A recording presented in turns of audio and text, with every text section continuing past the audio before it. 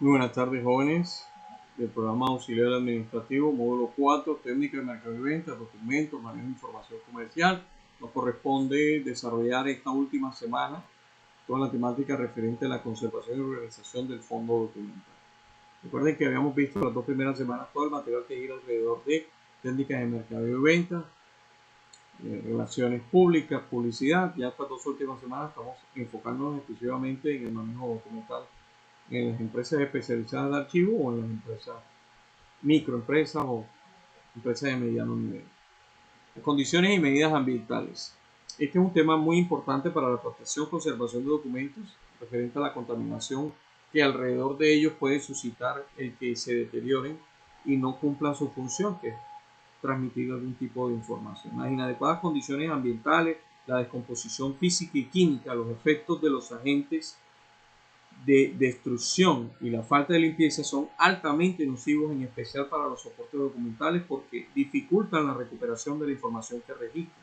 En tal sentido, el archivo, por su función y su finalidad, debe conformarse en un edificio sólido, equipado y seguro para que una conservación verdadera, activa, se procure y se dé, haya permanencia, que haya durabilidad de los documentos finales. Ello implica, entre otras cosas, la toma de medidas específicas y equipos apropiados para la protección de estos enemigos climáticos y ambientales de los documentos.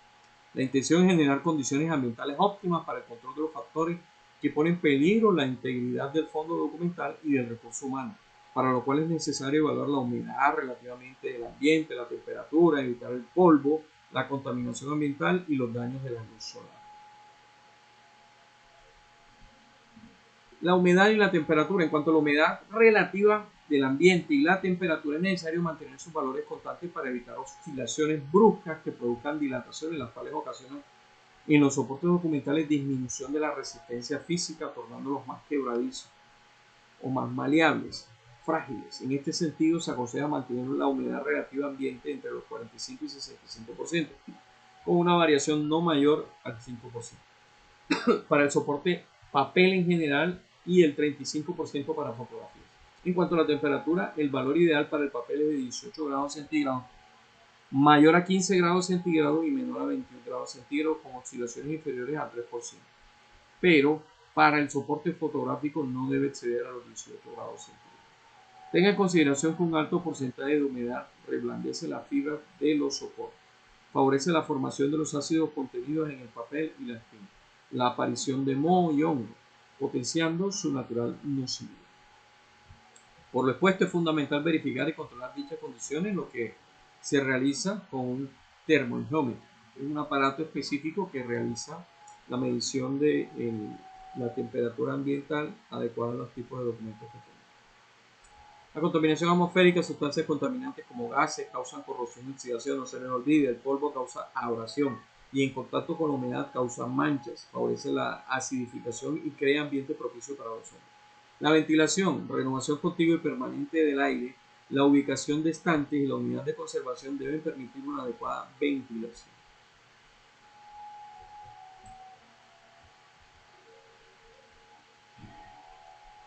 El termohiómetro. Es importante que la climatización sea independiente en los depósitos para lograr estabilidad en la preservación de los soportes documentales, no así en las tareas de trabajo y públicas. Necesitamos que sea solo para el desarrollo de las actividades adicionales de conservación de los documentos. Es decir, donde estén los documentos debe preservarse este ambiente. Mantener los valores indicados de humedad y temperatura apropiada estables. Es posible climatizando el archivo a través de la instalación de aparatos de aire acondicionado, ventiladores y extractores humidificables o deshumidificadores en la medida en que se necesite. La elección de los sistemas de renovación, la calefacción, la refrigeración y la climatización dependerá de las condiciones climatológicas de cada zona geográfica. El polvo y la contaminación ambiental. El polvo conlleva efectos muy negativos para los soportes documentales, ya que causa diversos tipos de daño. Por ejemplo, los químicos por sus radicales ácidos que migran al documento. Físicos porque transportan partículas cortantes e higroscópicas. Biológicos porque, por ser portador de esporas de hongos y bacterias, desarrollan siempre estos y cuando el medio ambiente ofrece condiciones propicias con mucha razón. Es cierto que es muy difícil evitar el polvo debido a que emerge del medio ambiente interno, pisos, paredes, techos o la misma documentación y del exterior. No solo los vientos pueden arrastrarlo, sino también algo más nocivo, la contaminación. La contaminación ambiental resulta altamente corrosiva para los documentos. Ténganlo siempre presente. Existe la polución exterior o atmosférica generada por los gases tóxicos, que además de polvo contiene hollín y esporas de los microorganismos. Y la polución interior producida por la calefacción, los humos del tabaco, productos químicos usados para la restauración, ozono emitido por las fotocopiadoras y algunos aparatos acondicionadores. Su entrada externa se puede controlar por medio de acondicionadores de aire, pared, piso y techo con revestimientos sintéticos incombustibles, cuyo desgaste natural no genere polvo. Además, es importante que la ventilación natural sea provista de filtros para la circulación del aire limpio.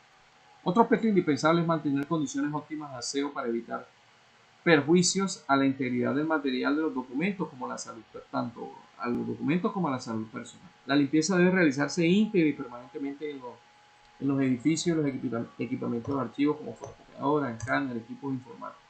Los filtros de los acondicionadores del aire que se utilizan en estos espacios, los que son mal cuidados, emiten sulfuros negativos para el papel y el ser humano. Las aspiradoras son herramientas muy útiles para extraer el polvo. No así los plumeros y paños húmedos, que resultan ineficaces, se convierten en material obsoleto. En lo posible tengamos estas aspiradoras con el buen uso que le debemos dar. Para acceder a todos los rincones utilizamos estas aspiradoras y hasta con microfiltración que destruyen ácaros, bacterias y gérmenes, purificando el aire. Incluso existen unas de tipo seco mojado que absorben polvos y líquidos, lo cual altamente es beneficioso para un archivo.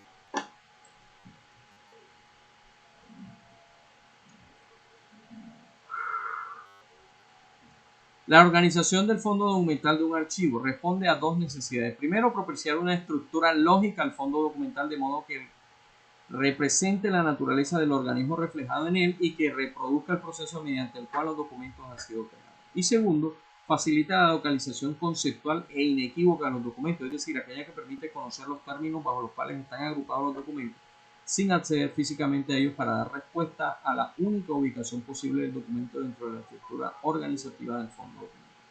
Para que estos dos propósitos de la organización del fondo se materialicen, es necesario utilizar instrumentos de descripción y búsqueda documental y realizar previas tareas de clasificación, ordenación e instalación del fondo en ese orden. Clasificación.